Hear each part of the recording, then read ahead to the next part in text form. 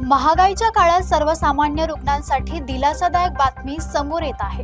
राष्ट्रीय औषध किंमत प्राधिकरणाने मधुमेह, उच्च रक्तदाब, हृदयविकार, संसर्गजन्य आजार आणि महिलांच्या आरोग्याशी संबंधित 30 औषधांच्या किमती कमी करण्याचा निर्णय घेतला आहे।